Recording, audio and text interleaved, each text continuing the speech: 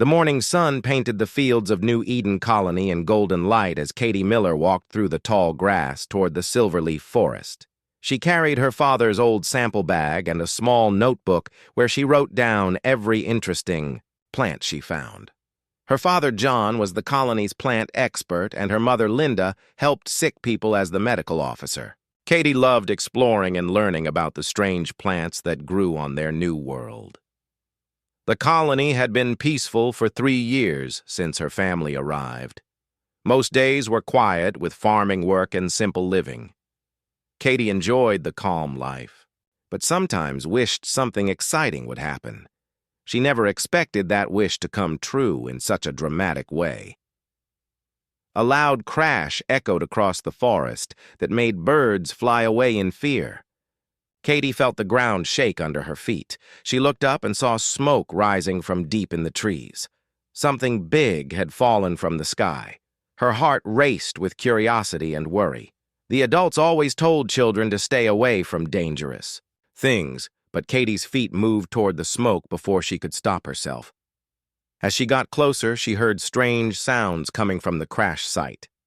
They were not like any animal sounds she knew. The sounds were deep and musical, but filled with pain. Katie hid behind a thick tree and looked at what had happened. A huge ship made of crystal and metal lay broken among the trees. Parts of it still glowed with strange colors that shifted like oil on water.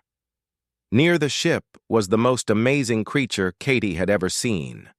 It looked like the dragons from her storybooks, but was real and alive. The creature was as big as her house with scales that sparkled like jewels. Its scales changed colors as Katie watched.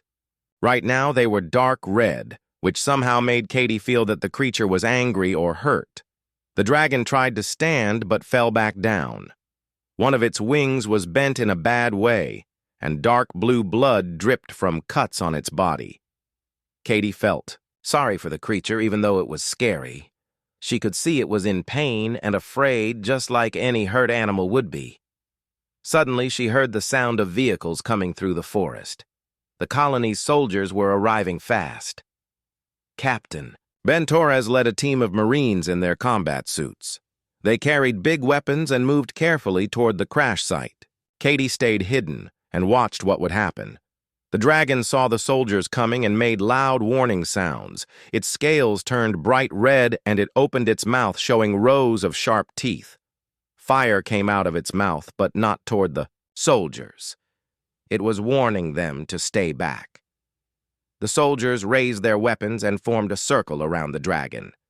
Captain Torres spoke into his radio.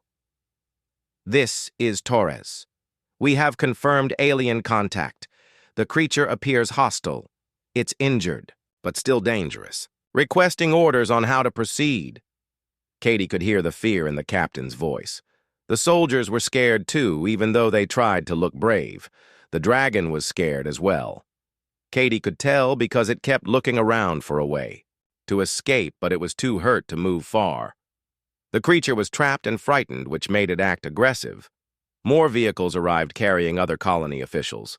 Katie saw her parents get out of one truck. Her mother, Linda, carried her medical bag and looked worried. Her father, John, had his plant testing equipment, but Katie knew he was there to help figure out what kind of creature this was. "Stay back. Everyone," Captain Torres ordered. "We don't know what it's capable of. The creature has already shown it can breathe fire. It might have other weapons we don't know about." The dragon made more sounds that were like a sad song mixed with growls. Katie noticed something the adults missed. The creature kept trying to touch its mouth with one of its front claws. Every time it tried this, it made sounds of pain. Something was wrong with its mouth, but the adults were too focused on the danger to notice. John Miller stepped forward slowly with his hands raised. "It might be trying to communicate. Those sounds could be a language we don't understand. Or it could be calling for help from other aliens," Captain Torres replied. "We need to secure this area and figure out if more ships are coming." The dragon's scales flickered between red and a dark purple color. It looked from one human to another as if trying to understand what they were saying. When it looked at Linda Miller, it made softer sounds. Maybe it could sense that she was a healer. Linda took a small step forward. I think it's hurt worse than... We can see. Look at how it's breathing. That's not normal for a healthy creature of any species. Dr. Miller, please step back, Torres warned. We don't know its intentions. For all we know, this could be a scout ship, and an invasion force is coming. The dragon tried again to reach its mouth, but the movement made it cry out in clear pain. Katie saw tears in its large eyes. She had never seen a dragon cry before, but she knew pain when she saw it. This creature needed help, but the adults were too afraid to give it. More colony leaders arrived, including the governor and the head of security. They started talking about military protocols and alien contact procedures. They spoke about the dragon as if it was just a problem to solve instead of a living being that was suffering. The dragon seemed to understand that the humans were deciding what to do with it. Its scales turned darker and it made low rumbling sounds. Katie thought it sounded like it was asking for something, but none of the adults understood. We should try to capture it alive for study, one official suggested. This is the first alien life form we've encountered. Think of what we could learn. Too dangerous, Torres replied. Look at the size of those claws and teeth. If it breaks, free from any restraints, it could kill dozens of people. Katie felt angry at the way they talked about the dragon. They were planning to either capture it like a wild animal or worse.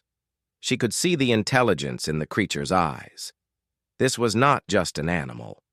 This was a thinking being that was scared and hurt and needed help. The discussion went on for an hour while the dragon grew weaker. Katie watched it struggle and felt her heart break. She had always been taught that helping others was the right thing to do. It did not matter if someone was different or strange-looking. If they needed help, you should try to give it. As the sun began to set, the adults were still arguing about what to do. The dragon had stopped trying to move and just lay there breathing, heavily. Its beautiful scales had faded to a dull gray color that looked like sadness to Katie. She made a decision that would change everything. Katie waited until the soldiers changed shifts and there was a moment when no one was looking in her direction. She slipped away from her hiding place and began moving closer to the dragon. Her heart pounded, but she knew this was something she had to do. The adults were too afraid to help, but maybe a child could do what they could not. The dragon noticed her coming and raised its head. For a moment, Katie was scared, but then she saw something in its eyes that made her keep walking. It was hope. Katie moved slowly toward the dragon while her heart beat fast in her chest. She had learned from her father that scared animals could hurt you if you moved too quickly. Even though this was not exactly an animal, she thought the same rules might work. The dragon watched her with large eyes that sparkled like purple gems in the fading light. When she was about 10 feet away, Katie sat down on the ground. She did not want to seem threatening by standing over the huge creature. The dragon tilted its head and made a soft sound that was almost like a question. Katie smiled and spoke in the gentle voice she used with hurt animals back home. "Hello there," she said quietly. "I know you're scared and hurt. I want to help you if you'll let me." The dragon's scales shifted from gray to a lighter purple color. Katie did not know what that meant, but it seemed less sad than before. She reached into her sample bag and pulled out some moonberries she had picked earlier. These sweet fruits grew wild in the forest, and Katie loved their taste. She held up one berry and took a small bite. "See? It's food. It's good and safe." She rolled another berry toward the dragon and waited. The creature looked at the small fruit for a long moment. Then it tried to lower its head to smell the berry, but stopped with a sharp cry of pain. Its mouth would not open properly. Katie saw the problem right away. A piece of sharp metal from the crashed ship was stuck deep in the dragon's mouth. The jagged shard prevented the creature from closing its jaws or eating properly. Every time it tried to move its mouth, the metal cut deeper into the soft tissue. No wonder it was in so much pain. Katie felt sick thinking about how much this must hurt. She remembered when she got a splinter in her finger last year. That tiny piece of wood had caused so much pain she cried. This poor creature had something much worse stuck in its mouth and had been suffering for hours while the adults argued about what to do with it. The dragon seemed to understand that Katie had figured out the problem. It made soft sounds and very carefully tried to show her the metal shard. Katie could see it was wedged between the creature's back teeth, where its own claws could not reach safely. "Oh, you poor thing," Katie whispered. "That must hurt so much. No wonder you can't eat or drink." She looked back toward where the adults were still talking in heated voices. They had set up lights around the crash site and were examining pieces of the ship. None of them were paying attention to the dragon's actual needs. They were treating this like a military problem instead of a medical emergency. Katie knew she had to do something, but she was not sure how. The metal shard was large and looked very sharp. If she tried to pull it out the wrong way, she might hurt the dragon even more. But if she did nothing, the creature would slowly die from pain and starvation. She thought about what her mother would do. Linda Miller was the best doctor on the colony and always knew how to help sick or injured people. Katie had watched her. Mother worked many times and learned that the most important thing was to stay calm and think clearly. First, Katie needed better light to see the problem. She had a small flashlight in her sample bag. She turned it on and asked the dragon if she could look closer. The creature seemed to understand and very slowly opened its mouth as wide as it could manage. The metal shard was worse than Katie had thought. It was not just stuck between teeth, but had pieces that had bent and twisted when it went in. Some parts were cutting into the dragon's tongue and the roof of its mouth. Dark blue blood had dried around the wound, and Katie could see signs of infection starting. She sat back and thought hard. This was beyond what she could handle alone, but she could not trust the adults to help. They were too afraid of the dragon to get close enough for medical treatment. Katie needed her mother's skills, but she would have to be the one to convince the dragon to trust them.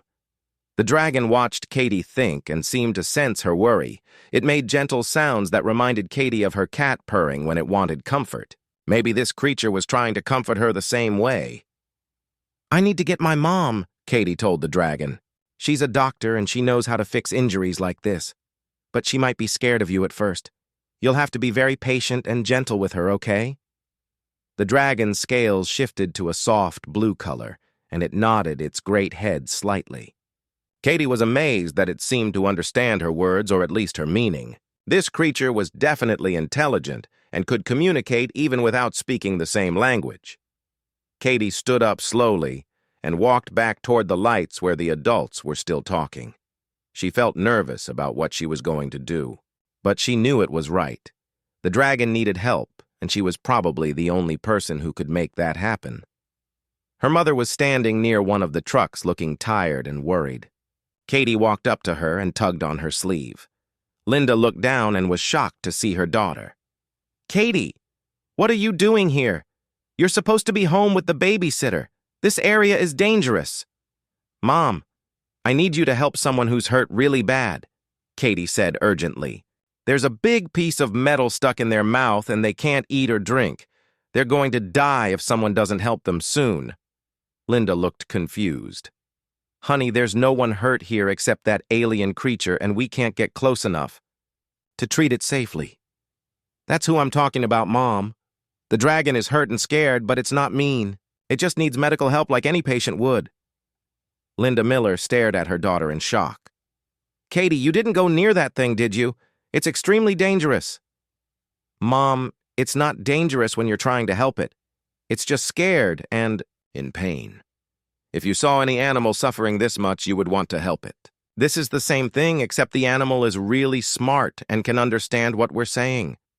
Before Linda could respond, Katie took her mother's hand and started walking toward where the dragon waited. "Please, Mom, just look at what's wrong. You don't have to do anything if you think it's too dangerous. But at least look." Linda Miller was torn between her medical oath to help those in need and her protective instincts as a mother. But she trusted Katie's judgment about animals, and she could see genuine concern in her daughter's eyes. Against her better judgment, she let Katie lead her toward the dragon. The creature saw them coming, and its scales turned a hopeful golden color. It made soft, welcoming sounds toward Linda and very carefully lowered its head to show submission. Katie could tell it was trying to appear as non-threatening as possible. "See, Mom? It knows you're here to help. Look at its mouth and you'll understand why it's been acting aggressive." Linda Miller moved closer with her medical flashlight and examined the dragon's mouth. What she saw made her gasp in sympathy. The metal shard was causing terrible damage and the infection was getting worse by the hour. "Oh my God," she whispered. "This poor creature is in agony. How long has it been like this?" "Since the crash this morning. Everyone's been too scared to notice that it needs medical help." Linda looked at her daughter with new respect.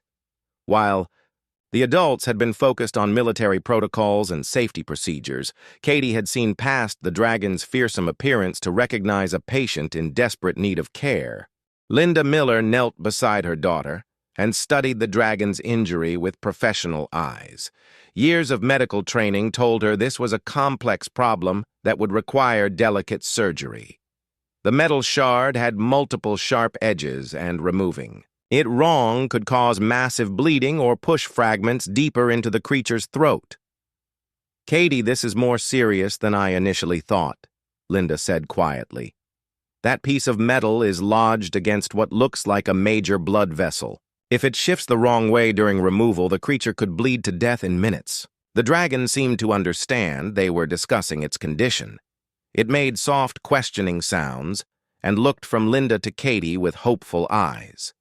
Katie reached out slowly and gently touched the creature's snout.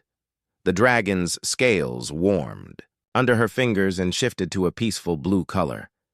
"It trusts us, Mom. Look how calm it is now.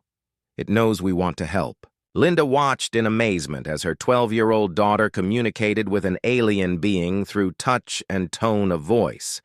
The dragon responded to Katie's gentle approach by relaxing its tense muscles and breathing more slowly. Its aggressive posture from earlier had completely disappeared. "I need my surgical instruments from the medical truck," Linda said. "But first we have to convince the others that this is a medical emergency, not a military threat." Katie looked back at the group of officials who were still arguing about protocols and safety measures. Captain Torres was setting up a perimeter while other leaders debated whether to contact Earth Command about the situation. None of them were paying attention to the dragon's actual condition. "They won't listen, Mom. They're too scared to think clearly. Can't we just help first and explain later?" Linda considered this. As the colony's chief medical officer, she had authority to treat any medical emergency without waiting for permission. The question was whether an injured alien counted as a patient under her oath to do no harm. She looked at the dragon's intelligent eyes and saw the pain and hope there. This was clearly a thinking being that was suffering. Her medical training said species should not matter when someone needed help to survive. "All right," Linda decided. "I'm going to radio for my surgical kit, but Katie, you have to promise me you'll do exactly what I say. This procedure will be dangerous for all of us." Katie nodded eagerly. "I promise, Mom. Just tell me how to help." Linda called for her equipment while explaining to the other officials that she was conducting a medical assessment of the alien's condition. She used careful words that did not reveal her full intentions. Captain Torres was not happy about a civilian approaching the creature, but he respected Linda's medical expertise. When the surgical instruments arrived, Linda spread them out on a clean cloth near the dragon's head. The creature watched with curious eyes as she prepared for the procedure. It seemed to understand that these tools were meant to help, not harm. "I need to examine the wound more closely," Linda told Katie. "Can you ask it to open its mouth wider?" Katie spoke to the dragon in her gentle voice. "We need to see better so we can help you. It might hurt a little, but we'll be very careful. Can you trust us?" The dragon made a soft sound that Katie somehow knew meant yes. It slowly opened its mouth as wide as the injury would allow. Linda shined her light inside and saw the full extent of the damage. The metal shard was wedged deep between the creature's back molars. Dried blood covered the area, and infection was spreading along the dragon's gums. Worse yet, the sharp edges had cut into several blood vessels that were still slowly bleeding. "This has to come out now," Linda said urgently. "The infection is getting into its bloodstream. If we wait much longer, it could go into septic shock." She selected her smallest forceps and began probing carefully around the metal fragment. The dragon flinched but held perfectly still. Katie held one of its front claws and spoke encouragingly. "You're being so brave. My mom is the best doctor in the whole colony. She's going to make the pain go away." The dragon squeezed Katie's hand gently with its claw. The gesture was so human-like that Linda paused in surprise. This creature was not just intelligent, but capable of forming emotional bonds with humans. The extraction process was painstakingly slow. Linda had to work around the sharp edges while avoiding damage to the surrounding tissue.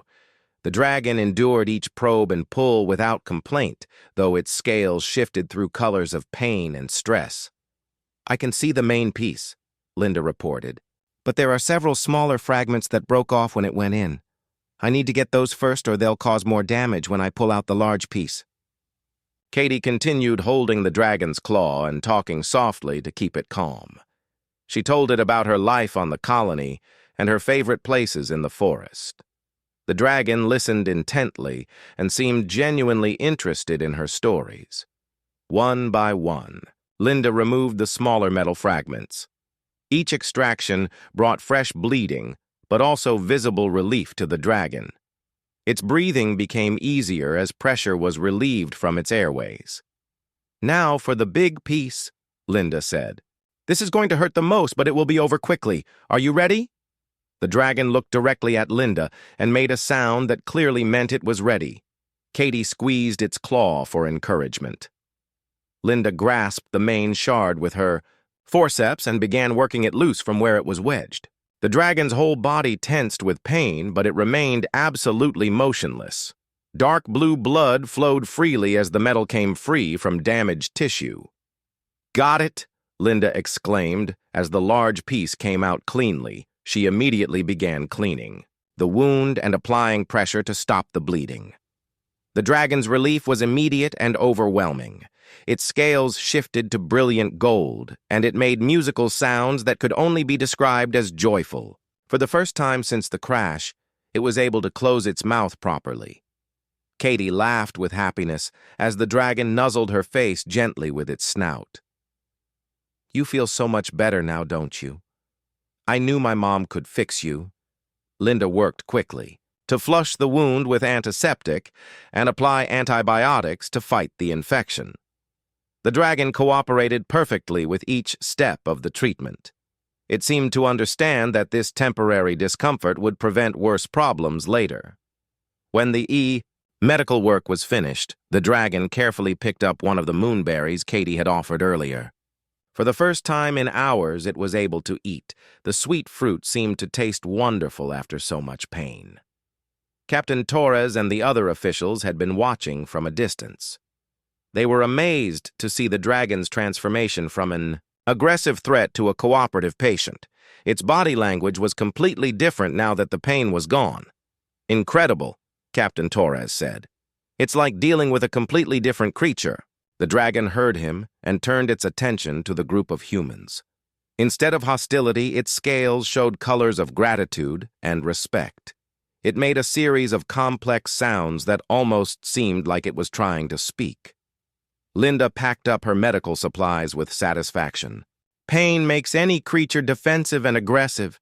Remove the source of pain, and their true nature shows through. This being is clearly intelligent and peaceful." Katie was still sitting beside the dragon's head when it did something that surprised everyone. The creature very gently touched the tip of one claw to Katie's forehead. Where it touched her skin, a faint mark appeared that glowed with soft light. What did it do? Linda asked with concern. The dragon pulled back its claw and made sounds that seemed explanatory. Though the humans could not understand the words, the meaning felt clear. This was a mark of friendship and respect. The dragon was showing that Katie was special to its kind. Katie touched the glowing mark on her forehead and felt warmth there.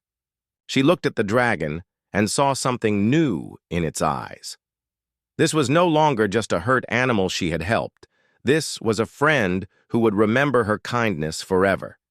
The successful medical treatment had changed everything. The dragon was no longer a dangerous unknown threat, but a patient who had been healed through cooperation between species. The adults began to see possibilities they had not considered before. Maybe this first contact did not have to end in conflict or fear. Maybe it could be the beginning of something wonderful. Word of Katie's successful contact with the dragon spread across the galaxy faster than anyone expected. Within days, Earth's government sent Admiral Susan Clark with a full diplomatic team to handle what they called humanity's first alien contact situation.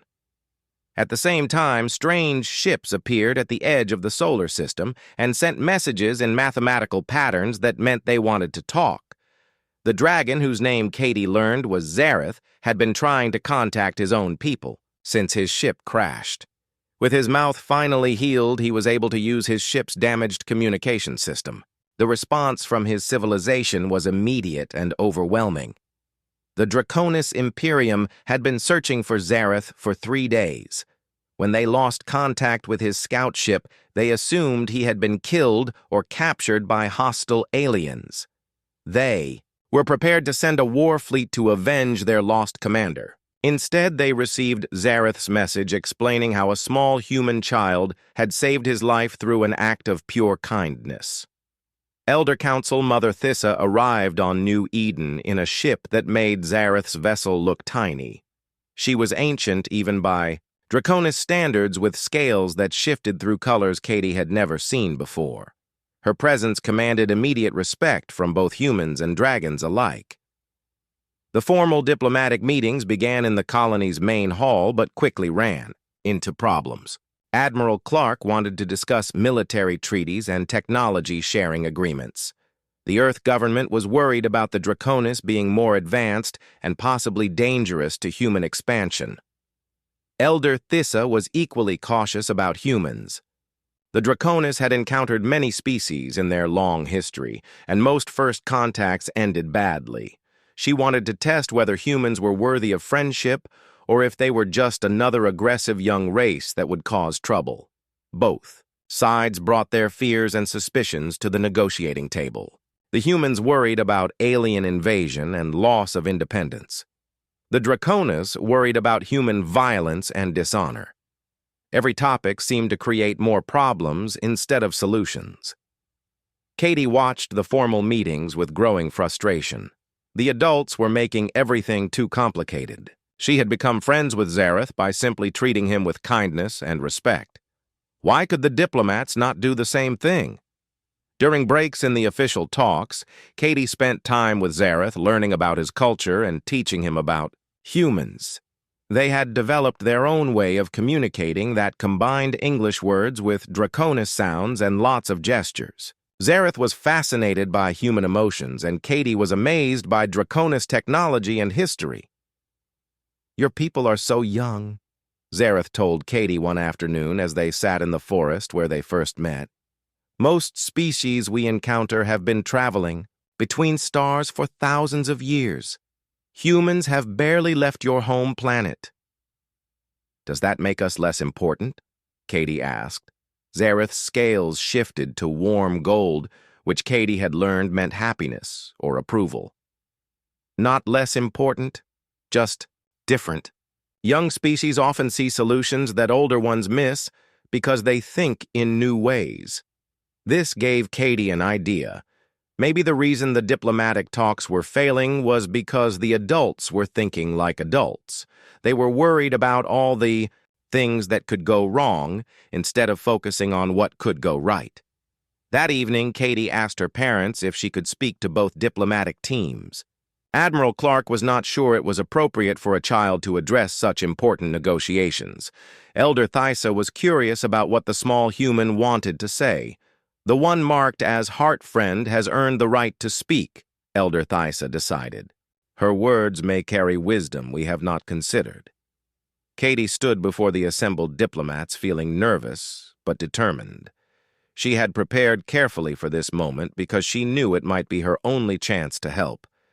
Everyone keeps talking about what might happen if our people become friends, Katie began. You worry about wars and invasions and who has better weapons, but you're not thinking about the good things that could happen. She looked at the human delegation. Admiral Clark, you're worried that the Draconis might hurt us because they're stronger. But Zareth could have killed me easily when I first approached him. Instead, he let a little girl help him even though he was scared and hurt. That tells you what kind of people they really are. Then she turned to Elder Thysa. And you're worried that humans are too violent and young to be trusted.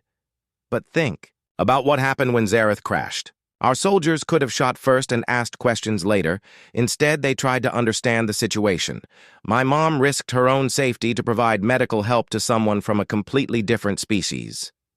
Katie walked to where Zareth sat, beside Elder Thysa. The dragon lowered his great head so she could touch the mark he had placed on her forehead. This mark means I'm a friend to all Draconis people. Zareth gave it to me because I helped him when he needed it. But I think it means something more important. It means that friendship is possible between our species if we choose to trust each other. Admiral Clark spoke up. That's a beautiful sentiment, Katie, but diplomacy requires more than trust. We need guarantees and safeguards. Why? Katie asked simply. When I made friends with Zareth, I didn't ask him to sign a contract promising not to hurt me. I just treated him the way I wanted to be treated. He did the same thing back. That's how friendship works. Elder Thysa made a sound that was like laughter. The small one speaks truth that we have forgotten in our complexity. Tell us, child, what do you think our people should do? Katie had been thinking about this question for days. I think we should start small. Maybe some Draconis could come live on our colony and some humans could visit Draconis worlds. Not for business or military stuff, but just to learn about each other. Kids especially, because we're better at making friends than adults are. Zareth's scales brightened with excitement. I would be honored to remain here as a cultural teacher. There is much I could learn from humans and much I could share about Draconis ways. The idea was so simple that both diplomatic teams were surprised. Instead of trying to negotiate complex treaties, they could start with basic cultural exchange. People living together and learning from each other naturally. Admiral Clark was still cautious. What about security concerns? How do we know this isn't some kind of infiltration plan? Katie looked at her with disappointment. Admiral, have you actually talked to Zareth as a person? Not as a military threat, but as someone with feelings and ideas? Because if you did, you'd know he's not interested in hurting anyone. To everyone's surprise, Zareth stood up and walked over to Admiral Clark. He was much larger than any human, but he moved carefully and kept his body language non-threatening. When he reached the Admiral, he very gently touched her shoulder with one claw. I understand your caution, Zareth said in his careful English. Your duty is to protect your people. My duty was once the same. But I have learned from young Katie that protection does not always require weapons and walls.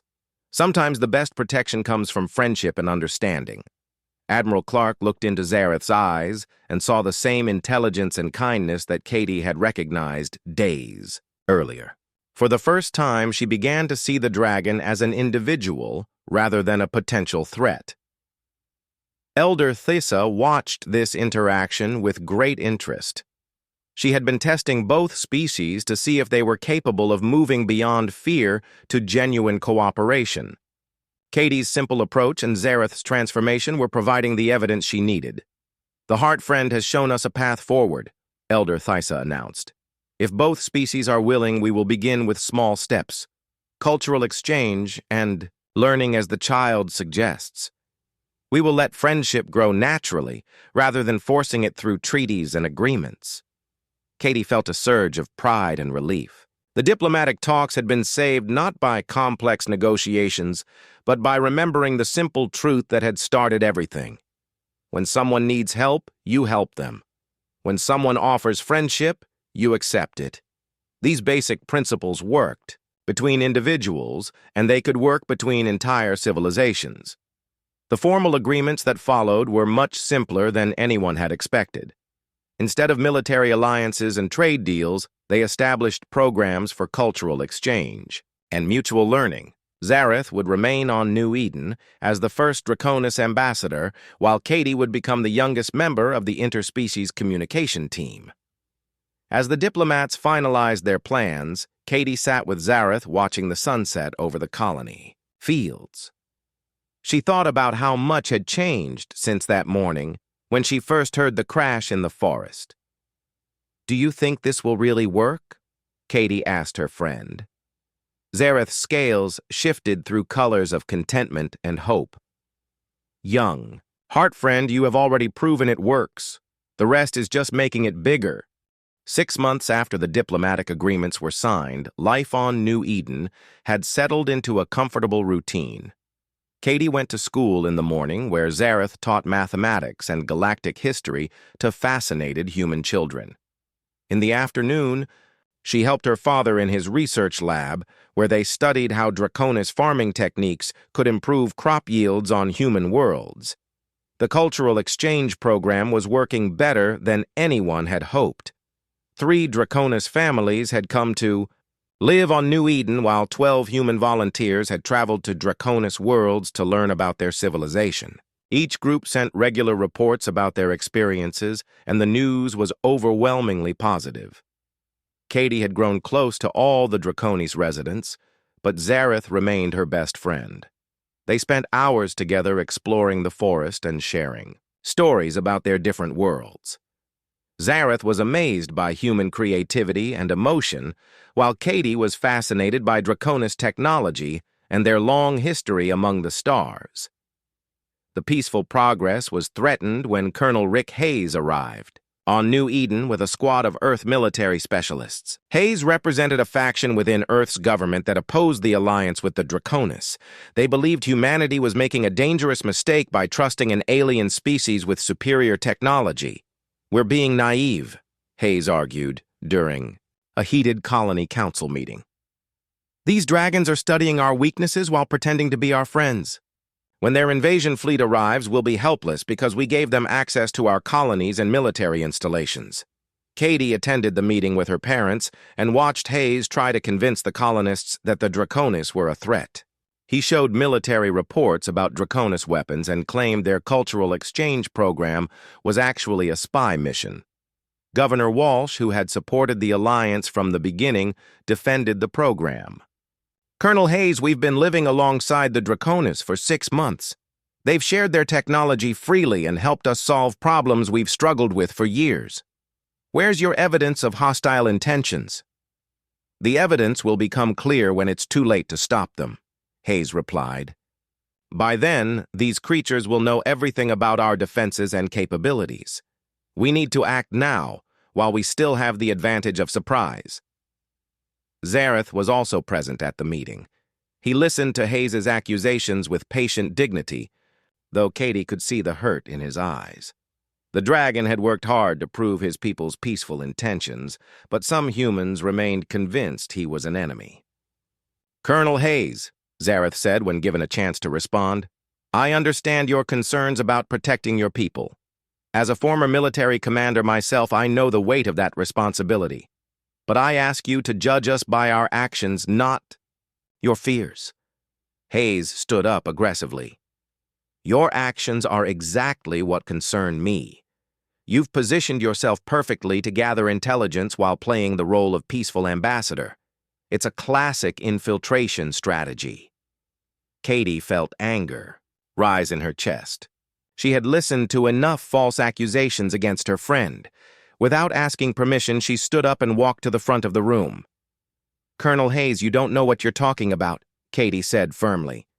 "You've been here for 2 Days and you think you understand the Draconis better than people who've lived with them for months. That's not how friendship works. Hayes looked annoyed at being challenged by a child. Little girl, this is a matter of planetary security. You're too young to understand the complexities involved. I understand that Zareth could have killed me. The first day we met, but instead he let me help him. I understand that he's taught our children more about science and mathematics in 6 months than they learned in years before. I understand that when the Johnson family's farm was hit by blight, the Draconis shared their soil treatment techniques for free. Katie walked closer to Hayes. What I don't understand is why you're so determined to see enemies when you could choose to see friends instead. Before Hayes could respond, alarms began blaring throughout the colony. Captain Torres's voice came over the emergency communication system. All residents report to designated safe areas immediately. We have unknown aircraft approaching the colony at high speed. Through the meeting hall windows, everyone could see military shuttles descending toward the colony's landing pad. These were not Draconis vessels, but human ships with Earth military markings. Hayes smiled grimly as his backup forces arrived. "Those are my people," Hayes announced. "We're here to secure this colony and remove the alien threats before they can complete their mission." Zareth's scales shifted to deep red, which Katie knew meant anger and alarm. "Colonel, this action will destroy everything our peoples have worked to build. The Draconis Imperium will see this as an act of war." "Let them come," Hayes replied. "Earth is ready for war if that's what it takes to protect humanity's independence." Katie felt sick as she watched months of careful progress about to be destroyed by fear and suspicion. The other Draconis families on the colony were probably terrified. Their children had human friends and felt safe here. Now they were being treated like enemies again. Captain Torres entered the meeting hall with his security team. "Governor Walsh, I'm sorry, but I have orders from Earth Command to cooperate with Colonel Hayes. The Draconis residents are to be detained for questioning." "Ben, you can't be serious," Governor Walsh protested. "These people are our friends and neighbors. Their children go to school with our children." "I don't like it either, Governor, but orders are orders. Colonel Hayes has convinced Earth Command that the Draconis presence represents a clear and present danger to colonial security." Katie watched in horror as soldiers moved to surround Zareth. Her friend remained calm, but she could see the sadness in his eyes. He had trusted humans completely, and now that trust was being thrown back in his face. "Wait!" Katie called out desperately. "You can't do this. Zareth hasn't done anything wrong. None of them have." Hayes ignored her protests. "Secure the alien and prepare it for transport to Earth. The other dragons in the colony are to be rounded up as well." As the soldiers approached Zareth, something unexpected happened. The dragon did not resist or become aggressive, as Hayes had predicted. Instead, he looked directly at Katie and spoke in his gentle voice. "Heart friend, do not be sad for me. Sometimes trust must be tested before it can grow stronger. Your people are afraid and fear makes them act badly. But good people like you will. Help them remember what is right." The soldiers hesitated when they heard Zareth's words.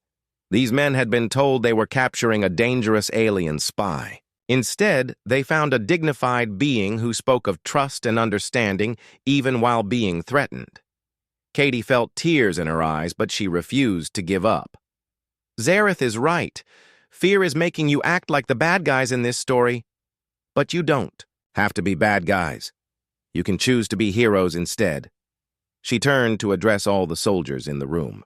"Every one of you has heard the stories about what happened here 6 months ago. How a scared dragon was helped by a little girl. How that act of kindness led to friendship between two species.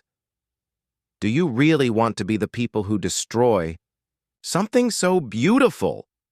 One of the younger soldiers lowered his weapon slightly. "Colonel, maybe we should reconsider this operation. The intelligence reports about hostile intentions might be wrong." Hayes spun around angrily. "Soldier, you will follow orders without question. These aliens have clearly brainwashed the colonists, including this child. Don't let their propaganda affect your judgment." But doubt was spreading through the ranks. The soldiers had expected to find evidence of an alien threat. Instead, they found a peaceful community where humans and Draconis lived together in harmony. The contrast between their briefings and reality was troubling. Suddenly, more alarms sounded as new ships appeared in the sky. These vessels were definitely Draconis, with their distinctive crystal hulls and graceful lines. Elder Council Mother Thysa had arrived with a small fleet to check on the cultural exchange program. Hayes smiled triumphantly. "There's the invasion force I warned you about. The dragons have shown their true colors at last." But Katie knew better. She recognized the lead ship as Thysa's personal vessel. The Elder had come for a planned visit to evaluate the program's progress. The timing could not have been worse. "Those aren't invasion ships," Katie explained urgently. "That's Elder Thysa, coming for her scheduled inspection. She's here to see how well the cultural exchange is working." Hayes grabbed his radio. "All units, this is Hayes. We have confirmed alien invasion in progress. Implement Defensive Protocol 7 immediately." Katie realized with growing horror that Hayes was about to start a war based on his own misunderstanding. The Draconis ships would see human military forces threatening their people on the colony and would respond to protect them. Both sides would think the other had broken the peace agreement. She had to do something to stop this disaster, but she was just one 12-year-old girl against trained soldiers. Then she looked at Zareth and saw something in his eyes that gave her hope. Her friend had a plan. "Zareth." "What are you thinking?" Katie whispered. "Trust me, heart friend. And be ready to run when I give the signal."